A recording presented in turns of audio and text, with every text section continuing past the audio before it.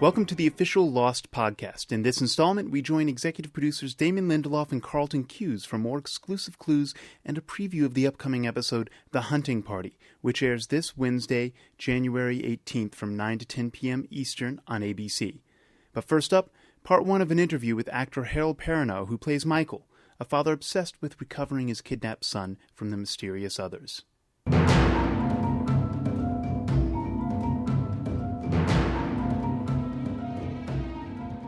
On the island, Harold Perrineau's character, Michael, has had a string of bad luck. First, he lost custody of his son, got hit by a car, and then finally regained custody, only to crash land on an island and have him kidnapped by the others. Harold Perrineau's fortunes, on the other hand, are decidedly better.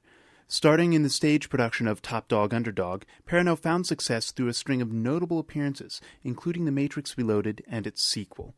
Of course, going from one project steeped in mythology to another isn't without its effects. But for Harold, it just may work. It actually makes sense for the type of person that I am, where I'm always sort of looking at the mythology of my own life and like questioning things and doing stuff like that. So to be part of these things where you actually look at this mythology and you kind of question like what's going on or how do you respond or what does that mean? Is this real? Is it not? Are we in the Matrix? Is this real life? Is real life my real life, your real life?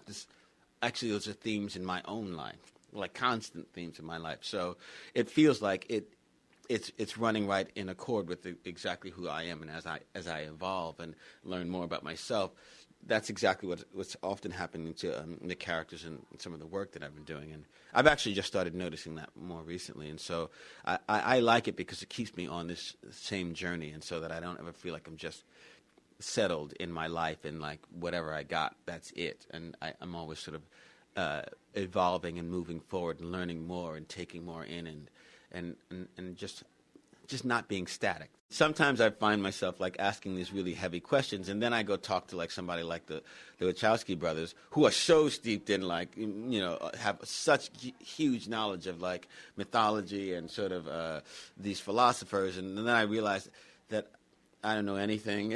Like these guys are so smart, and J.J. Abrams and Damon, they're so smart, and they have such like really interesting knowledge, backgrounds that they pull from and draw to write these characters. Hey, Locke, what's up with the blast doors? Blast doors? Yeah, like in case of an explosion, they come from the ceiling. That guy down here, Desmond? Yeah, Desmond, he didn't tell you about these, what they're for? No, he didn't. I guess that the thing that's hardest to capture for me as an actor on the show is, you know, we've all become good friends, and the set's become a really comfortable place for us to be. So sometimes the toughest thing is to keep up the amount of tension that's there. Like, for us, it's now been almost 2 years, and in the show, it's only been a month, a little over a month. And so to keep that fresh kind of tension, like how new everything is, how different, like to keep remembering that has been a sort of tough thing. You know, after we go out on the raft and then come back, really that's only like a week. But between the time we go out on the raft and come back and we find the hatch, that's really only been a week in the life on the show. But for us, it's been a hiatus and, you know, new things and kids being born and family and marriages. And, you know what I mean? And so to keep that kind of tension has been sort of tough. I have to keep reminding myself, this hatch, we've never seen this hatch. The island is really, really weird. And like how strange, like, and are we still in that place of what the hell is going on? Like, that's been sort of the hardest thing to capture. Of course, working on Lost isn't all philosophy. A lot of it is also physical, like the early rivalry between Michael and Jen, played by Daniel Day-Kim. But while their two characters on screen were still making up, Harold and Daniel Day-Kim had already found a common ground. My first thought was that we were going to be forever like fighting each other, because I actually thought that Michael and Son were going to somehow get together. He was so mean to her. Michael was just responding to her, and I thought that somehow, you know, they'd be sneaking off into the jungle, you know, doing whatever they did, and then, you know, that he and Jin were going to be just adversarial throughout the whole thing. And so I had no idea that it was going to go this route, that they were going to, and, every time you saw the two of them together, one of them was beating the other one's behind. Like, he's trying to drown me, I'm trying to punch his brains out. Like, there was always so much stuff, so I did not picture that it was going to go this way.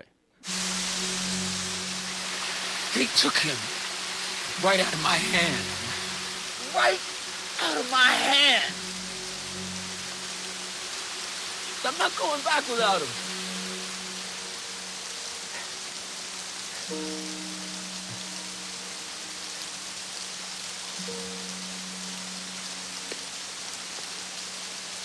You find Walt, Michael. Daniel Day Kim and I became good friends off screen because here, and maybe this is why, like, I'm just a New Yorker at heart. I just respond to people like that. And Daniel was trained here in New York as an actor and worked here as an actor. And so a lot of our sensibilities were the same. And we also both, our families came over. His sons and wife came over and my daughter. And so then the kids started playing together and our wives suddenly became really good friends. And he and I just had a really easy way of working. And we also had this thing that we had to do that was very similar to Oz. The reason we all became good friends in Oz is because we had to be really mean to each other a lot, often. And so you have to really trust the other actors to go as far as you can go to make it really believable. But you have to trust the other actors, and they have to trust you that, if I'm swinging an axe in front of your face, you should certainly trust that I'm not one of those actors who's going to actually cut you because, I was in the moment. I'm not exactly having the best month of my life. I barely know my son, and now I gotta be his daddy. And then to top it off, I have a deranged Korean guy trying to kill me, and for what? Look, I get it, right? It's the watch. Mine broke. I found this in the wreckage, and I figured, hey, why let a $20,000 watch go to waste? Which is ridiculous, since time doesn't matter on a damn island!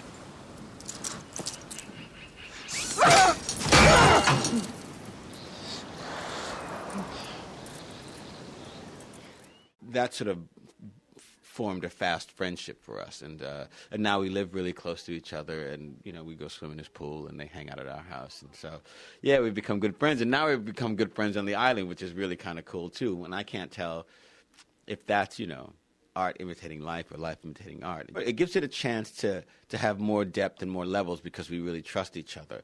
And then when we get to places where we like each other, that we actually get to pull from a really genuine place, like, because we really, really do. And so then that it sort of, hopefully it fills it out in a way that maybe you can't always see, but you can feel that it fills it out and that we really do like each other a lot. It's been a while since Harold has had to swing an axe in someone's face or do anything really violent. Until now. Here's a clip from this week's episode, The Hunting Party. Stay in there. Stay. Michael, what are you... Stay in there, Jack! Whatever's going on. Look, I'm going after my son. I'm going after my son, and nobody is going to stop me, okay? Okay, that is my right. That is a father's right. There's another way to go about it. Get in the damn room! You shoot me, Michael! No, but I'll shoot your damn computer. The Hunting Party airs this Wednesday from 9 to 10 Eastern on ABC. For more insights into this week's episode, as well as an analysis of the 23rd Psalm, we once again turn to executive producers Damon Lindelof and Carlton Hughes. Hi there. Hello, Hello. this is Carlton. This is Damon. Hello. Hello. Welcome back to... Hello. Hello. Welcome to our podcast. We are going to talk today about... we're going to hash a little bit about the 23rd Psalm, and then we're going to talk about The Hunting Party, which is this week's episode coming up on Lost. So, the 23rd Psalm, it's played... We're going to hash? What does that mean? We're going to hash. We're going to talk about it. We're I going to like that. rehash. We're I going to like it. discuss. I've always used hash in the past tense with the rehashing, but the fact of actually doing it now in the present tense of hashing, Well, I'm excited about it. I'm glad. All right, well, let's. Awesome. Let's hash, man. All right, let's hash it out. All right. So, see, like, hash it out, too. Okay, So, well, maybe we should rehash before we hash. okay, well, let's rehash. Let's rehash about the 23rd Psalm.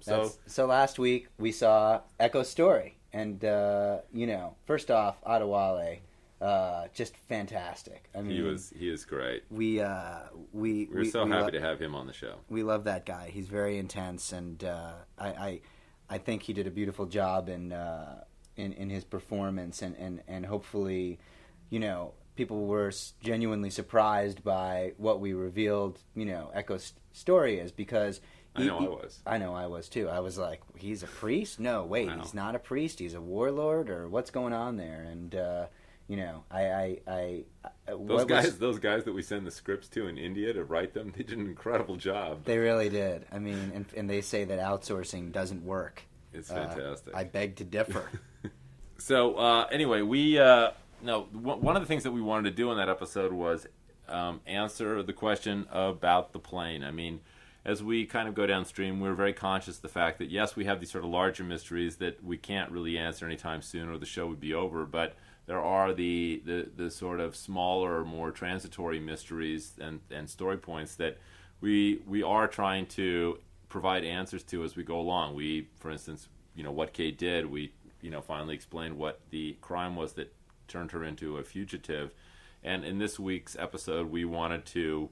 We basically set up the plane last year just for this payoff. I mean, we knew that we were going to tell this story, which was going to ultimately explain why that drug plane was on the island. And this is a case of sort of like the long, when Locke and Boone first find that priest, and the priest has a gun on him, and then they find the Virgin Mary statues with the drugs in it.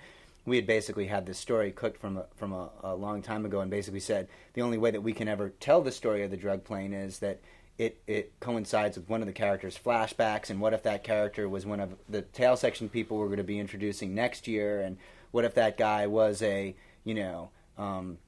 essentially a bad guy who was forced to disguise himself as a priest, and how would that come about, and could he now be presenting himself as a priest? And so these are conversations that literally started last January and have now actually aired this January, which is always very exciting for us as storytellers to say, whew, we somehow managed to pull it off, I hope. A year sort of in the planning and execution to get that arc. But I think, ultimately we hope it was satisfying for you guys to sort of see that. And it was a story that, we cared a lot about, and we ourselves were very emotionally moved by Adewale's performance, and it was a really fun one to do. And of course, kind of last week we started talking about the monster, and so now you've seen the latest incarnation of the monster, and all those flashes. Damon, do you want to make any comment about? Yeah, it's kind of interesting. They're very short and very brief, and sort of I think I will sort of leave to the audience to sort of interpret what they will. But my own interpretation, Carlton, would be that that all the thing that all the flashes had in common was they seemed to be moments from Mr. Echo's life, some of which we might not have even seen yet. So yes. I don't know what I would intuit by the fact that the monster was in some way almost sort of a Ethernet connection to his to his emotions, but was in some way downloading his fears and anxieties and analyzing them, and then it was somehow able not to attack him based on the fact that Echo didn't seem particularly afraid of it, which might explain why Locke was not savaged by the monster in season 1. That would be, I don't know, just my theory. And you know what? I would put a little bit of credence to a lot of that speculation. I think that's the monster obviously might be reacting to certain aspects of the character that he is facing. I've grown tired of rehashing now. I'm ready to hash. Let's hash. All right. Can I ask you a question though before we hash? Yeah. When we're done hashing, can we pre-hash for next week? Is that possible? Yes, we can. Okay, so we've moved out of the rehashing now into the hashing. Then we'll pre-hash. Fantastic. And then we can post-hash. Okay. And I'm going to guess if you were to ask people what we were smoking, they would probably come to a pretty logical conclusion right now. Exactly. Before we get into the questions, though, let's talk a little bit about the hunting party, which we... Let's talk about what you did this weekend. Well... No, okay. That's another podcast entirely. In any case, this week's episode is the hunting party, and what we think is script written by Elizabeth Sarnoff and Christina Kim. Her first script for Lost. Liz also, her first television script ever. Period. In fact, yes. And Liz wrote the Abandon, which is the episode in which Shannon left us. And we love this episode. It's going to be a Jack flashback story, which is going to tell a very important part of his life. When last we left Jack's story, we know that he married Sarah last season, and this season we told the story of how they met. And we also discovered that Jack was no longer married. I mean, Right. we learned that on the island, and so what happened to that marriage, man? well, my guess is that the flashback story might help us understand how Jack got from point A to point B. I sure hope so, married because to be to honest with you, I'm getting sort of frustrated with the fact that you don't really give us any answers on this show, Carlton. I'm banging the drum. Let's answer some questions, and you're no, let's not. No answering this week. Let's just have people tromping through the jungle for no reason and show the monster. That'll Exactly. distract them. I want to know what happened between Jack and Sarah. Well, guess what, Damon? You're going to get that. I'm very excited. That is good. Well, you're going to get some of it. You're not going to get all of it because A significant piece. That's all I ask for. Just a taste. Because I can't alleviate all your frustration. I think what's also cool, though, potentially about this episode is that, after sort of spending the first part of the season meeting these new characters from the tail section, that we're back with sort of our hero characters. And from what I understand, we've got Locke and Jack and Sawyer and Kate and all sort of figuring prominently into the adventure this week, which is always fun. And we really do feel like in some ways those characters have been neglected because of the new characters we've introduced and just sort of dealing with all the narrative that came out of the end of last season, sort of resolving the tail section guys and our guys washing up on the far side of the island and dealing with the repercussions of what was in the hash. And now we're finally into a run of episodes that is going to feature a lot of our main fuselage characters that haven't had as much screen time this year as we would like. So we're kind of excited about this next bunch of episodes, and you will see a lot of your favorite original Lost characters in action.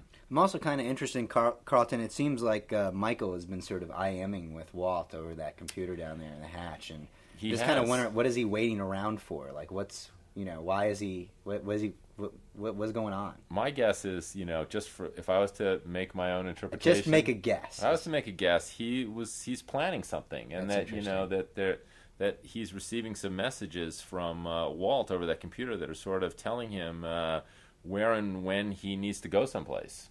Interesting. And that'd be very interesting. And at a certain point, he's going to have enough information that he's going to probably want to act on that. Take some action. Yeah, exactly. Sounds good. Yeah, looking forward. I'd watch that. I'm kind of done hashing now. I feel like I've hashed. Okay, well, I think it's time for post hash. Let's get back to the questions. Yeah, exactly. Unfortunately, I don't see any questions here from the 9,000 women in your Damon is Hot fan club. Well, I put out a missive this week for them to email me directly. So okay, so as not to bog down the podcast with all of the praise for my incredible looks. Can I ask you a question? I wish you would, Carlton, please. CG Bird. I wonder if is that she's a computer-generated bird? No, I just wonder if she's related to the Hurley bird. It's quite possible. Hurley! There it is again, ladies and gentlemen. This is like there should be a prize. I should just be in sound effects. I think that would be far superior. You sure should be. Damon, does not pressing the button deactivate the island's invisibility? Well, Carlton, I don't even know where to begin answering that question, CG Bird.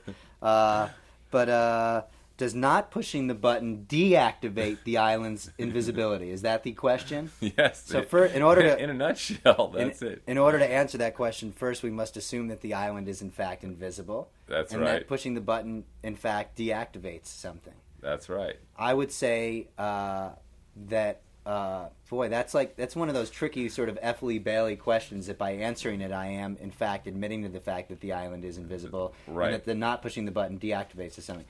I would actually. So let me ask you what Jack's tattoo means. Oh, That would I would love to answer that one too, Carlton. But in answering that question, I would have to tell you that Jack's tattoo means something.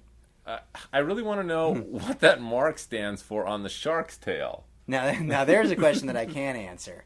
It is in fact the Dharma Initiative logo, and how it got onto a shark is a question that's sort of wrapped into the alleged indivisibility of the island. Here we have another one. Another week, still no birds on the island. Still no birds. Keep your eyes peeled for birds. Can I ask you a question, Carlton? Lord, okay, yes, go ahead. Okay, no, go ahead. You have another one?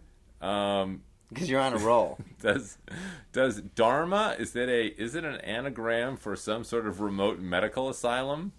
Actually, Dharma is not an anagram, but it is in fact an acronym. So kids, go look that up. But for realsies, as jokey as we are, Dharma is in fact an acronym, but not an anagram. Okay. So go ahead, you're up. Yeah, I would like to now ask you a question. On behalf of Balloonatic Uno, who asks this, Fantastic. Carlton, will there eventually be episodes where characters that we have not been introduced to yet, such as Janelle, will come into play, and we will see some flashbacks about them? I ask with hope of learning about all 48 survivors of the middle section of Oceanic Flight 815. Who is Janelle? Well, that to me is the real intriguing part of Balloonatic Uno's question. Because if there's one question that I've asked time and time again is, can we learn more about Janelle? What makes Janelle tick? Who is Janelle? What does Janelle look like? Why have I never heard of Janelle? That's funny. Most people ask me why Hurley's not losing any weight. Yeah, that's the number one question on the list. But I would have Janelle, to say, well, you're gonna ask me the question, then you're gonna answer it. Yeah, I'm sorry. Go ahead. You answer it.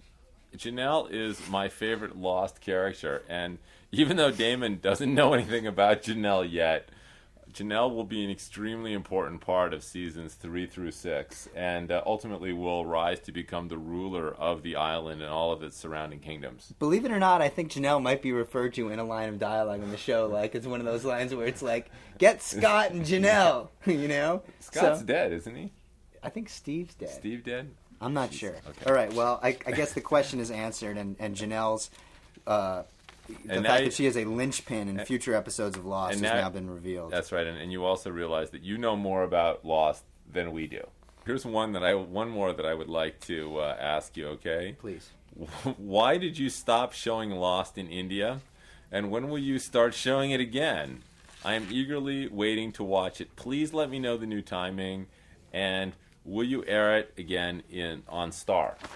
I think that's an excellent question, Carlton, and I did not make any personal decision to stop showing Lost in India. I can only assume that Season 2 will soon begin there. Season 1 is completed, and I would hope that if it was successful in India, the beautiful thing about Lost is it does have sort of an international flavor to it, and apparently it does well all across the globe. But as to India, stay tuned. I'm sure we'll be back.